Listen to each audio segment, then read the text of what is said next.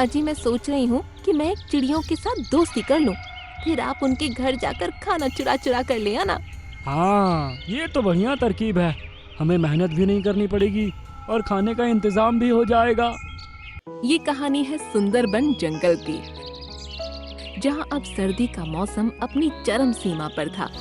सभी पक्षी घर बनाने में लगे थे, मगर जंगल में कालू कौवा और उसकी पत्नी मैना ना तो खुद सुखी जीवन जीना चाहते थे और ना ही औरों को जीने देते थे।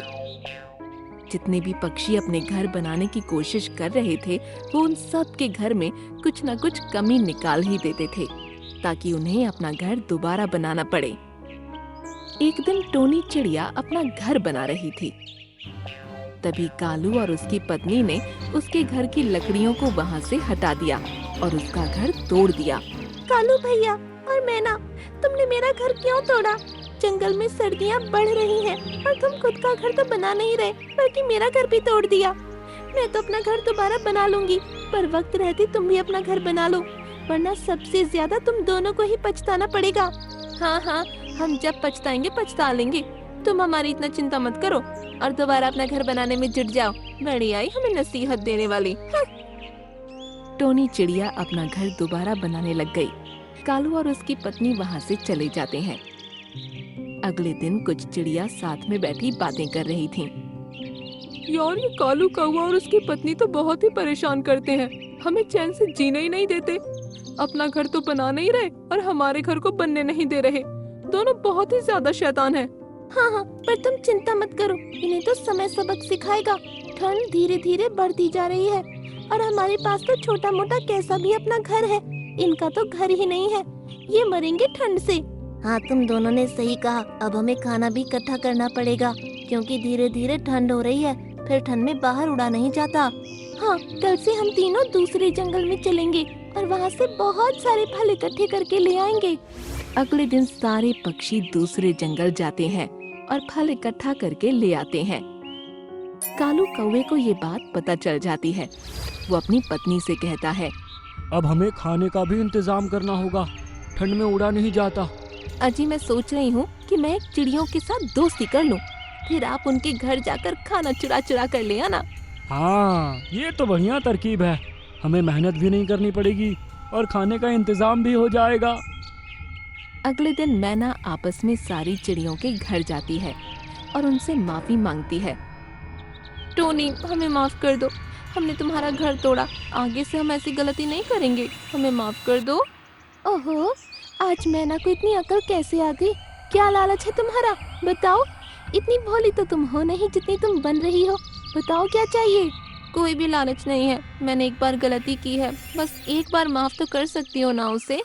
चलो ठीक है, एक गलती तो माफ हो जाती है, मगर दोबारा माफी नहीं मिलेगी। अगर तुमने हल्की सी भी गलती को अंजाम दिया तो अच्छा नहीं होगा। धीरे धीरे जंगल में सर्दियाँ और बढ़ती जा रही थीं। मैना ने सारी चिड़ियाओं को अपनी मीठी बातों में फंसा लिया। वो रोज उनके घर जाकर बातें करने लगती और दूसरी तरफ कालू सबके घर जा जाकर थोड़ा थोड़ा खाना चुरा रहा था। एक दिन लूसी घर पर ही सो रही थी, क्योंकि उसकी तबीयत खराब थी। कालू चुपके से उसके घर में घुस गया और खाना चुराना शुरू कर दिया।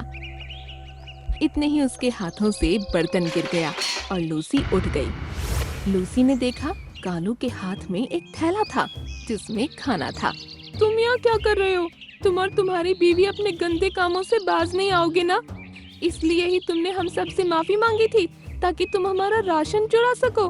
तुम्हें जरा सी भी मेहनत ना करनी पड़े और फ्री में खाना मिल जाए।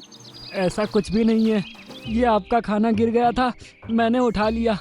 ले लो अपना खाना और हमें माफ कर दो, गलती हो गई।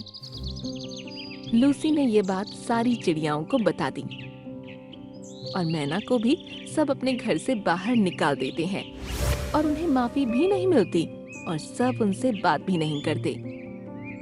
एक दिन काफी ठंड पड़ती है, सारे पक्षी अपने अपने घरों में चले गए, पर कालू और उसकी पत्नी ठंड में एक पेड़ पर बैठे कांप रहे थे। हमसे बहुत बड़ी गलती हो गई, इससे तो हम भी अपना घर बना लेते। आज इतनी सर्दी में हम कांप रहे हैं और सब पक्षी मजे में अपने घर में हैं। जी आप बिल्कुल सही कह रहे हो, मुझे तो बहुत ठंड लग रही है। अब हम क्या करेंगे? ठंड के मारे मैना की तबीयत खराब होने लगी।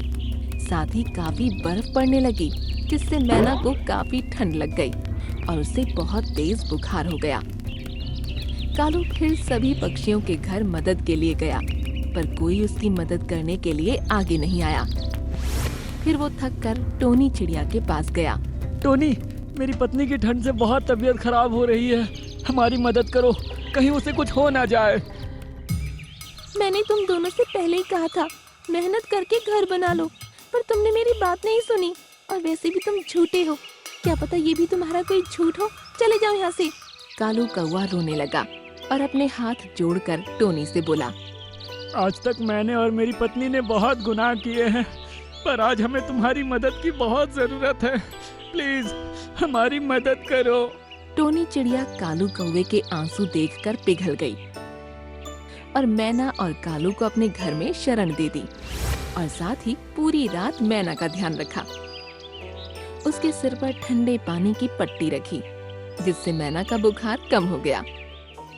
अगली सुबह जब मैना उठी तो वो टोनी चिड़िया से बोली, टोनी तुम बहुत अच्छी हो, आज तक हमने तुम्हारे साथ इतना बुरा किया, तब भी तुमने मेरी जान बचाई। मैं तुम्हारा ये एहसान कभी नहीं भूलूंगी। उस दिन के बाद से कालू और उसकी पत्नी सुधर गए। साथ ही मैना और टोनी बहुत अच्छे दोस्त बन गए। कालू ने अपनी पत्नी के साथ मिलकर अपने लिए बहुत सुंदर घर बना लिया और साथ ही सब पक्षी भी उनके साथ खुशी खुशी रहने लगे। इस कहानी से सीख मिलती है कि समय को व्यर्थ नहीं करना चाहिए, वरना समय हमें अपनी वैल्यू समझा ही देता है।